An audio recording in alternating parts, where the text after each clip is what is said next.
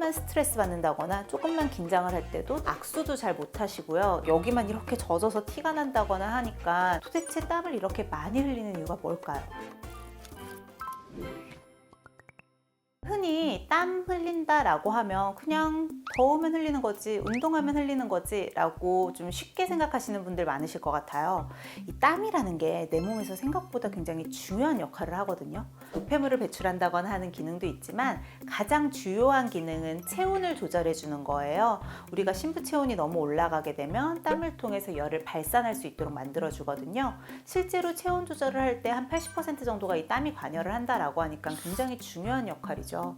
일반적인 성인 기준으로 하루에 흘리는 땀의 양이 600에서 700cc 정도 된다고 해요. 생각보다 굉장히 많은 양이죠. 사실 이 중에 대다수가 좀 잘 때 흘리는 경우도 많다 보니까 우리는 일상생활하면서 땀 때문에 크게 불편함을 느끼지는 않는 것 같아요. 하지만 다한증, 땀을 많이 흘리시는 분들은 하루에 2에서 5리터 정도, 그러니까 일반적으로 우리보다 3배에서 8배나 많은 양의 땀을 흘린다고 합니다. 일상생활을 하는데 불편할 수밖에 없겠죠. 다한증이다 라고 환자분이 찾아오시고 실제로 땀을 많이 흘리는 게 확인이 된다라고 하면 제일 먼저 감별하는 건 1차성인지 2차성인지를 따져요. 일반적으로 우리가 얘기하는 1차성 다한증 같은 경우는 이 교감신경계가 좀 고장이 난 거죠. 그래서 다른 사람들보다 쉽게 이 교감신경이 흥분하고 땀의 양도 훨씬 더 많아지게 되는데요. 심리적인 자극에 의해서도 땀이 나는 경우가 굉장히 많아져요. 왜냐면 교감신경 자체가 좀 흥분이 돼 있는 상태다 보니까.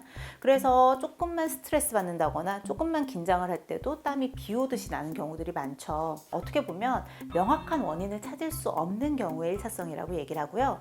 2차성 다한증이라는 건 뭐냐면 다른 질병이 있어서 그로 인해 2차적으로 다한증이라는 증상이 나타난 경우를 얘기를 해요. 결핵이 있지는 않은지, 내지는 갑상선과 같은 호르몬의 이상이 생기지는 않았는지, 그리고 당뇨 같은 문제들, 이런 것들을 감별하거든요. 1차성과 2차성을 감별하는 이유는 간단하죠. 2차성은 이 근본이 되는 원인 질환을 치료하게 되면 땀도 저절로 좋아지는 경우가 많거든요. 그래서 이제 그런 걸 먼저 감별을 하는데 제일 큰 원인은 일단 그거긴 해요. 대인관계. 그러니까 사회생활을 하는 데 있어서 악수도 잘 못하시고요. 잘 가린다고 하더라도 땀이 많이 나게 되면 위생관리가 굉장히 어려워지게 된다는 단점이 있어요.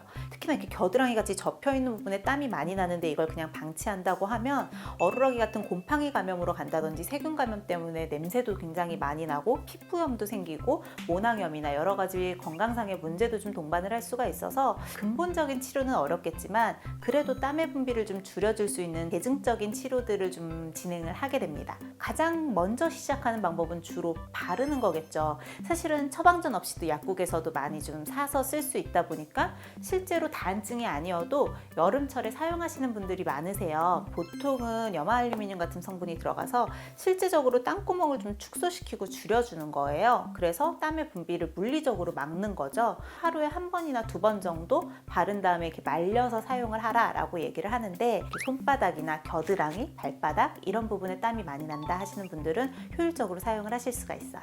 그런데 내가 좀 더 땀이 나는 범위가 넓다, 나는 바르는 게 너무 힘들다라고 하시면 그 다음으로 사용하는 게 보통은 먹는 약이에요.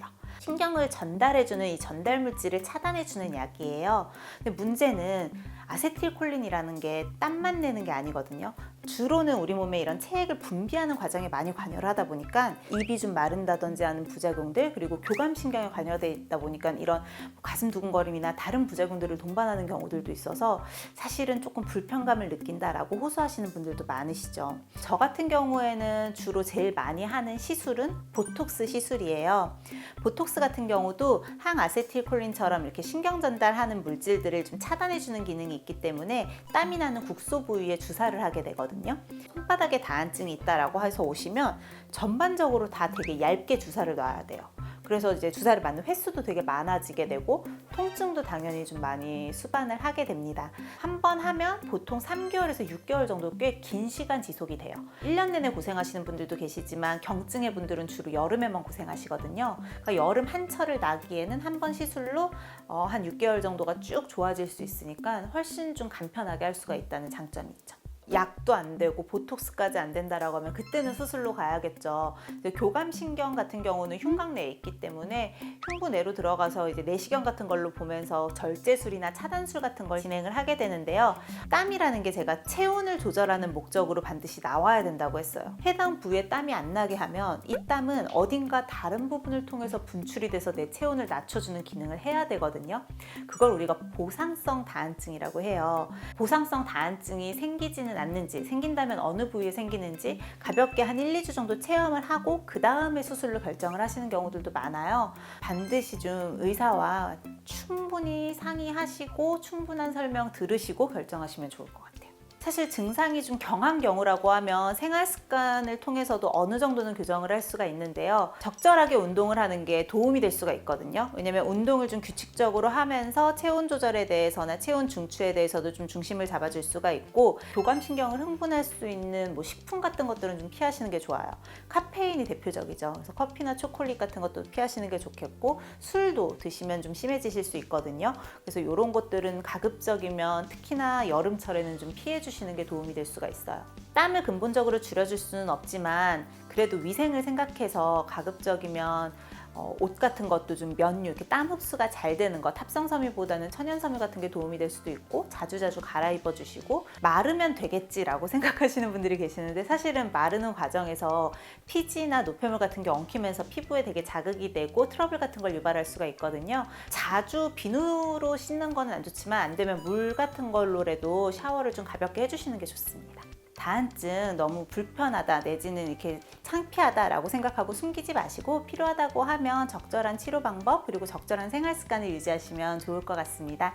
오늘 내용 도움이 되셨다면 구독과 좋아요, 알림 버튼까지 꼭 눌러주세요.